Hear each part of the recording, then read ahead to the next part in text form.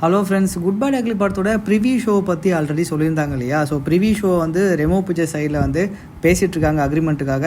அதை ஓகே ஆச்சுன்னா வந்து 9ஆம் தேதி நைட் ஷோவே வந்து ரிலீஸ் பண்ணலாம் அப்படின்ற மாதிரி பிளான் இருக்கிறதா சொல்லியிருந்தாங்க இல்லையா? இப்போ வந்து அதை ட்ராப் பண்ணிட்டாங்களாம். அதுக்கான முக்கியமான காரணம் என்ன அப்படின்னா நம்பலாம் தான். ஸோ 9ஆம் தேதி நைட்டு ப்ரிவியூ ஷோக்கு போகிறேன்னே வச்சுக்கோங்களேன், எல்லோரும் என்ன பண்ணுவாங்க அப்படின்னா கண்டிப்பாக வீடியோ பிடிச்சி இன்ஸ்டாவில் போட்டு விட்ருவாங்க. ஸோ அடுத்த நாள் வந்து அந்த சுவாரஸ்யம் குறைஞ்சிரும் அப்படின்றதுக்காகவே, முக்கியமாக இந்த பாயிண்ட்டுக்காகவே வந்து ரெமோ பிக்சர் சைட்லேருந்து அந்த அக்ரிமெண்ட்டை வந்து ட்ரா பண்ணிட்டாங்க அப்படின்ற மாதிரி வலைபேச்சு சைடில் ஒரு பெருசாக அப்டேட் கொடுத்துருக்காங்க.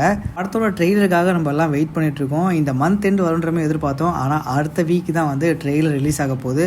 அதுக்குள்ளே வந்து கண்டிப்பாக செகண்ட் சிங்கிள் நம்ம எதிர்பார்க்கலாம். இப்போ சில ஸ்டில்ஸ்லாம் ட்ரெண்டிங் ஆகிட்டு இருக்கு. ஆன் த விகடன் இதில் இந்த வாரத்தில் வந்து சில ஸ்டில்ஸ் வரப்போகுது. குட் பை அக்லி படத்துலேருந்து இன்னும் ஹெச்டி ஸ்டில்ஸ் ரிலீஸ் ஆகலை. மேபி இன்னைக்கு இல்லை நாளைக்குள்ளே வந்து அந்த ஹெச்டி ஸ்டில்ஸை ரிலீஸ் பண்ணுவாங்க. ஆன் த விகடன் தரப்புலேருந்து ரிலீஸ் பண்ணாங்க அப்படின்னா குறைஞ்சபட்சம் ஒரு 5-6 ஸ்டில்ல ரிலீஸ் பண்ணுவாங்க.